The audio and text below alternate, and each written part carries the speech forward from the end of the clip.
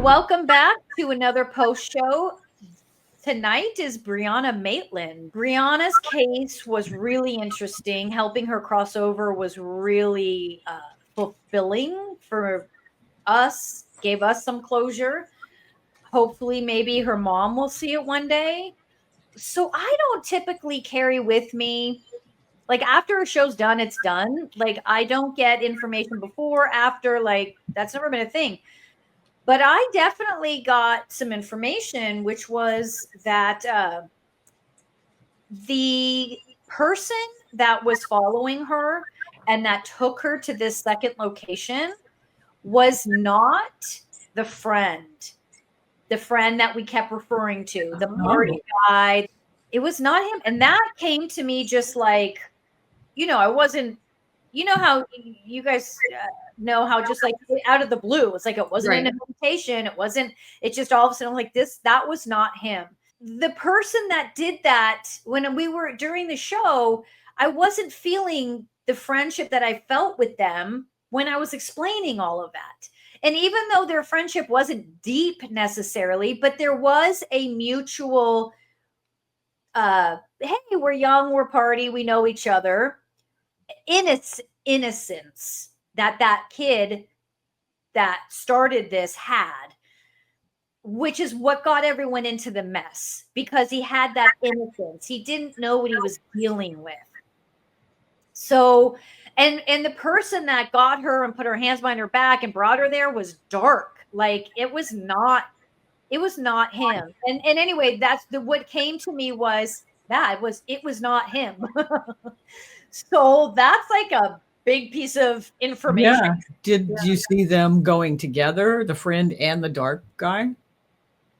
I didn't see the friend there at all. Oh.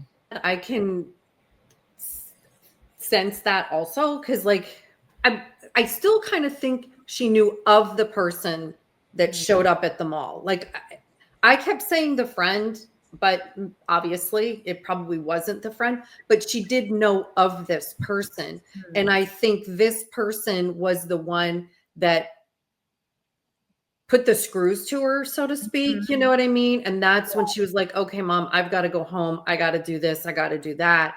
And because I do agree with you, she had a very, very close relationship with her mom, and she would have never just disappeared on, with her mom.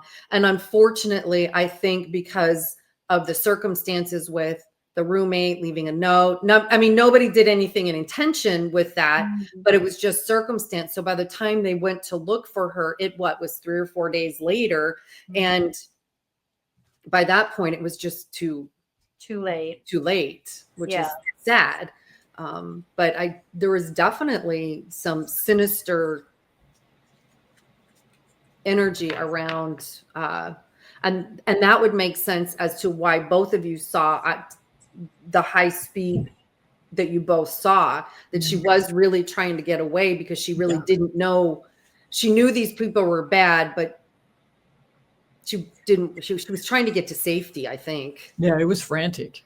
Yeah, that's right. Piecing that together with what you felt, Harlow. Yeah, that all makes sense, Denise. And I think, as crazy as this sounds, like I wish that those, and maybe they do now that I'm sort of stopping myself, because I'm almost feeling intuitively like they do, but like we kept referencing these these guys that are higher up in the mob or gang or whoever it was that were dealing with this, that just would sort of leave these riffraff kids alone because they're not meaning harm. Mm-hmm. And like deal with the big guys, the guys that are really in debt, don't deal with this. And as I was feeling that just now, I was feeling like they don't deal with these young, they don't waste their time, because in the same breath, they don't want to be arrested or get busted for something. For what? For a 20-year-old who's, had a couple party nights. So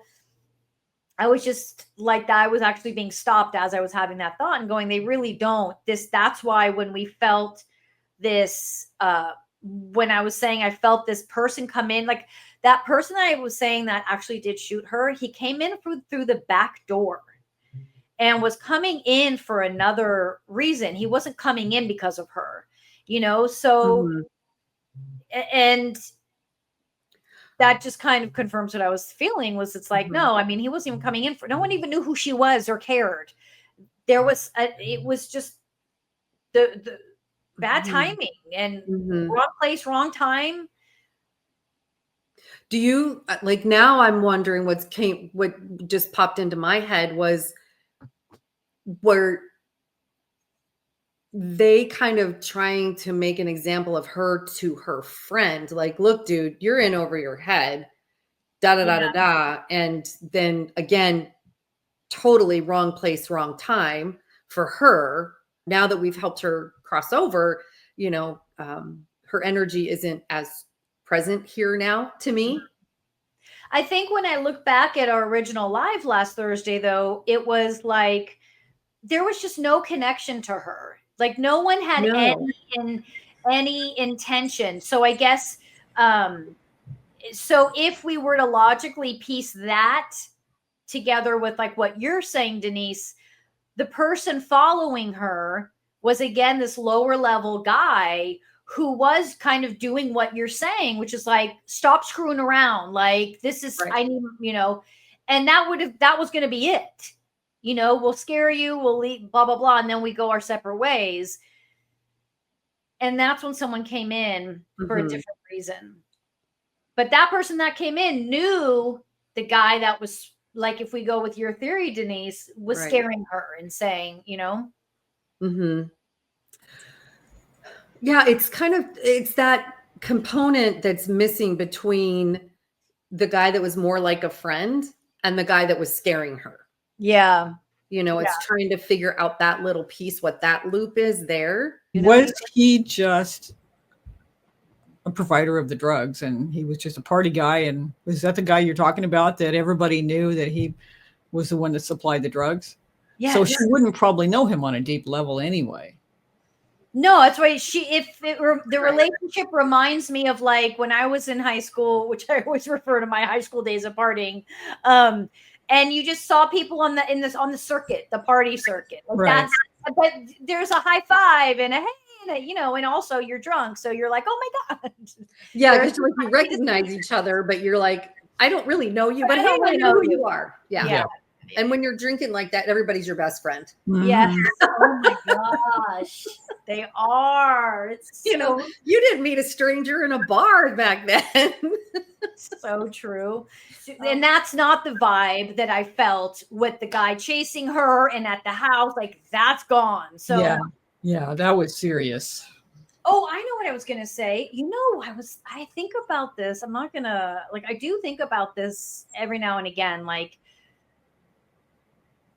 I think sometimes for sure there's information we don't get for our own safety. And even though our videos don't get a ton of views, what if one day they do? I don't want to be outing some mobster or something, you know? For sure. I mean, yeah, we want information, but I don't know, like how, you know, like so an organic protection. Yeah. So, you know, I think that definitely comes into play. And I was also being like, we should sometimes maybe stop ourselves if one of us is getting really specific, clear information. Like maybe it's like, save it. In that case, if that should happen, there's people you can try to contact and share that with rather than do it openly. Publicly. Yeah, that's true. You don't want to open up a can of worms, so to speak, that causes chaos. Because we're really out here just trying to be helpful, not really try to pin anything on anybody, so to speak. Yeah. And, you know, I mean, fortunately, not everyone takes psychics seriously. And that kind of works in our favor because they think that we're just full of it until we're not. And then. Yeah. Exactly. Yeah. So Harlow, I know that we're going to start our paid membership opportunities in January for those that would like to join. They're going to get exclusive content, but also first look at our next case. And they're going to be able to submit any questions they have that we'll bring to the live that night, and other fun stuff. So you can tell us what the next case is now, but pretty soon we're not going to be sharing what the next case is, except those that are trying to build up as many in advance as I can, but they each take a while. So, and it's a process of not just, you know, you don't just read a Wikipedia article. You have to go to Web Sleuths and Reddit and watch documentaries and YouTube shows. And I've bought books on Kindle before. I think I bought 2 books to read on that Velisca case. So there's a lot involved. The research itself takes forever. And then most of the videos run about 5 minutes, which equates to not only rewriting my narration and recording it, but then I've got essentially 50 frames of visuals to add to a video. So it does take a long time. And I'm almost done with this one. The next one is the Springfield 3. I think I mentioned about it a little bit. Oh, yeah. From Springfield, Missouri. And it was the 2 girls who had just graduated. They went to graduation parties afterwards. We're supposed to stay over at a friend's house, but it was too crowded. So at 2 a.m. around there, they went back to the one girl's mom's house where she lived with her mom. And then the next day, the girl was supposed to go with them off to a water park and celebrate some more. Didn't hear from them. So she started calling. They went to the answering machine. She went to the house. They went back and forth a few times. They finally tried the door. It was open. All their belongings was there. All 3 women's cars were there, parked there, and the women were gone. Wow. And So no sign of a struggle. Was it the 2 mom and girls 2 mom. girls? Oh.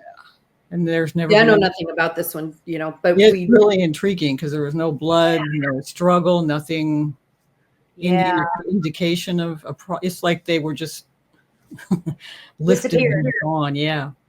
So it's really an interesting one.